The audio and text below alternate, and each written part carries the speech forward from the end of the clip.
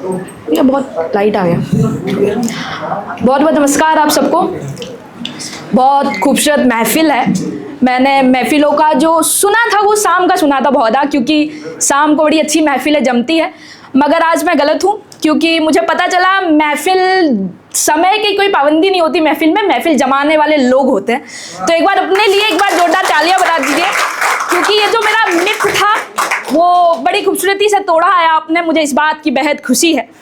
तो बड़ी खूबसूरत महफिल है, बड़ी मोहब्बत की बात हुई, बड़ी माँ की बात हुई, बड़ी खूबसूरत माँ की बात हुई, संगीत बहुत अच्छा हुआ। अब थोड़ा अलग जाते हैं, क्योंकि अब मैं जो आज कविता लेके प्रस्तुत हुई हूँ वो मेरे लिए बहुत महत्वपूर्ण है और वो बड़ी ऐतिहासिक भी है।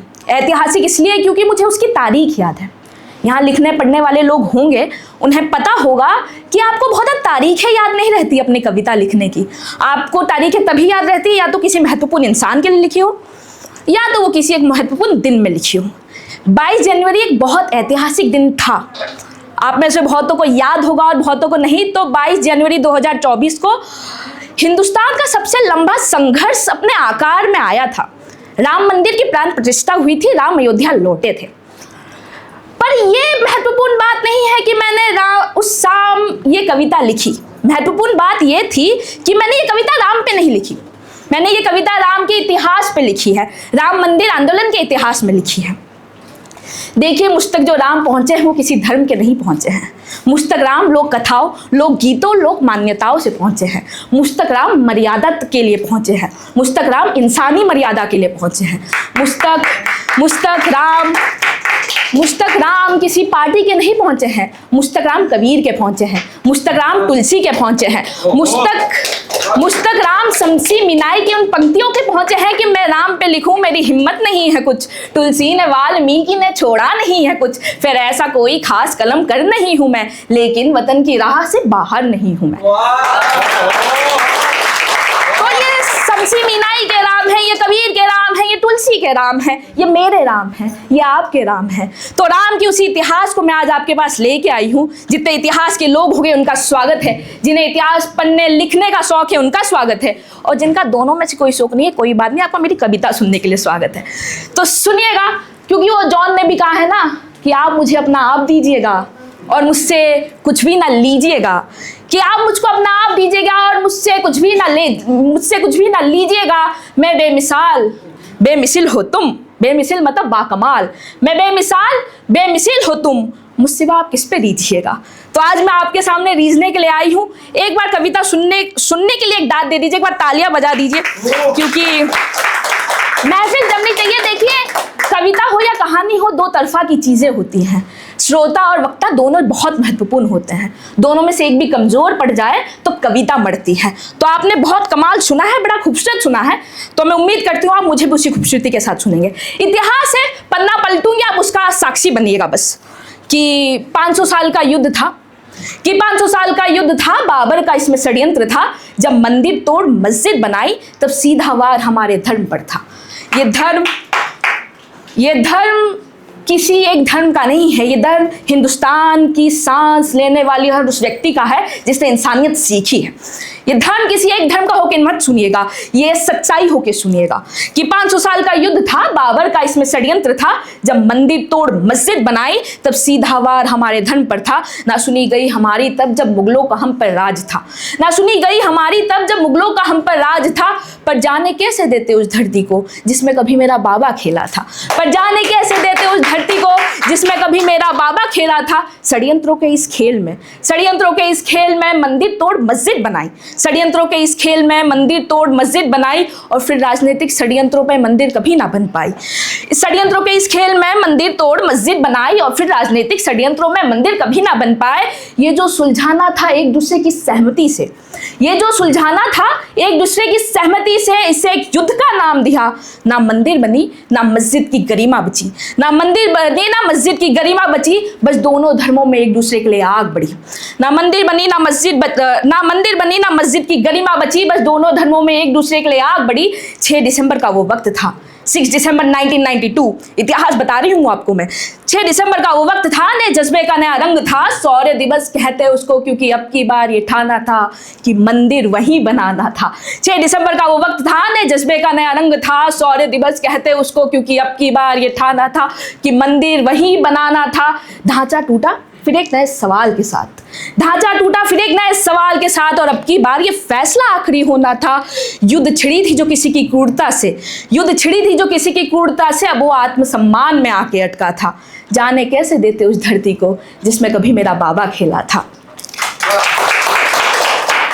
अब रामलला की धरती को रामलला को सौंपना था। क्या जिम्मेदारी थी अब हमारी कि अब रामलला की धरती को रामलला को सौंपना था, पर इस बार कानूनी अंदाज अपनाना था। इस पूरी कविता की सबसे महत्वपूर्ण पंक्ति आ रही है। ये पंक्ति मेरे लिए बड़ी खास है। ये पंक्ति इसलिए खास है क्योंकि इसने बताया है धर्म कोई भी हो, सबसे बड़ा हिंदुस्तान का संविधान। सुनिएगा कि अब रामलला की धरती को रामलला को सौंपना था, पर इस बार कानूनी अंदाज अपनाना था। जिस राम ने सिखाया धर्म हमें, जिस राम ने सिखाया धर्म हमें, अब उसे धर्म से ही जीतना था। जिस राम ने सिखाया धर्म हमें, अब उसे धर्म से ही जीतना था। मस्जिद गलत नहीं, जगह गलत थी, अब उनको ये बतलाना था। मस्जिद गलत नहीं, जगह गलत थी, अब उनको ये बतलाना था। 9 नवंबर का वो सूर्य था, 9 नवंबर का वो सूर्य था जब जय सियाराम का नारा फिर से उस धरती पे गूंजा था। देर से ही सही, पर अब बारी हमारी थी। छीन गई थी जो धरती मेरी माँ और बाबा से, अब वही उन्हें लौटानी थी पूरे आत्मसम्मान से। बहुत बहुत शुक्रिया, क्योंकि आपने बहुत खूबसूरत सुना तो मेरा मन और एक कविता का हो गया। देखिए, इतिहास बहुत उन्हीं का याद रखा जाता है जिन्होंने इतिहास बदलने की कोशिश की। इतिहास हार और जीत में तय नहीं होता, क्योंकि अगर इतिहास हार और जीत में तय होता तो अभिमन्यु इतिहास के पन्नों में नहीं होता। अगर इतिहास हार और जीत में तय होता तो कर्ण का पन्ना इतिहास के पन्नों में कभी होता ही नहीं। इतिहास उन्हीं का याद रखा जाता है जिन्होंने इतिहास बदलने की कोशिश की, चाहे वो इंदिरा गांधी के वक्त में जयप्रकाश नारायण हो, चाहे वो अभी के अन्ना आंदोलन की बात करें, या अभी जो आंदोलन हो रहा है। मुझे नहीं पता वो आंदोलन किसी पार्टी से है इंस्पायर कि नहीं, पर मुझे उम्मीद है कि वो भी एक बदलाव का आंदोलन होगा। आप किसी भी पार्टी के पक्ष या विपक्ष में हो सकते हैं, आप किसी भी आइडियोलॉजी के पक्ष या विपक्ष में हो सकते हैं, मगर एक बात याद रखिएगा, आइडियोलॉजी और सरकार के ऊपर आपका देश आता है। जब देश पर बात आए तो अपने आप के खिलाफ बोलेगा और अपने बाप के खिलाफ बोलेगा।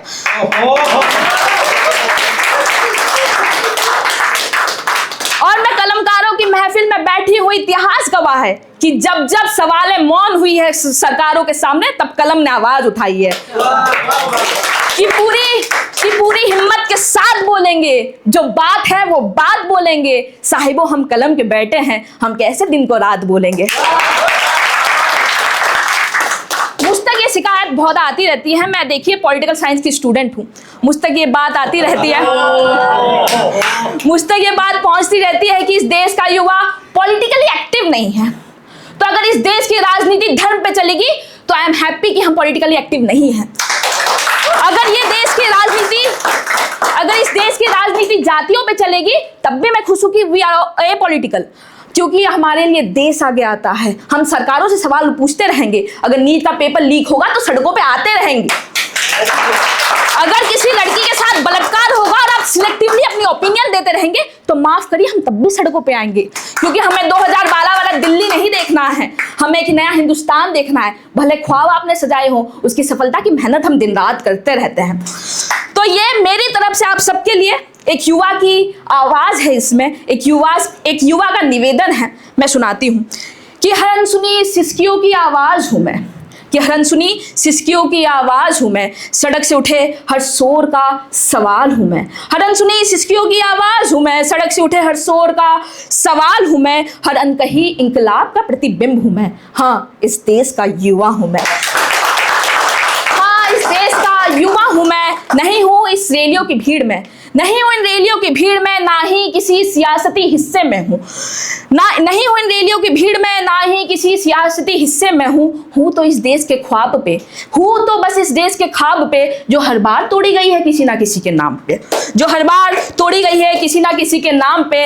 हर सवाल को जाति धर्म में बांट दिया, हर सवाल को जाति धर्म में बांट दिया, इंसान को इंसान से बांट दिया। हर सवाल को जाति धर्म में बांट दिया, इंसान को इंसान से बांट दिया। दूर एक ख्वाब को टूटते देखा है मैंने, इस देश को सियासत के नाम पे बिकते देखा है मैंने।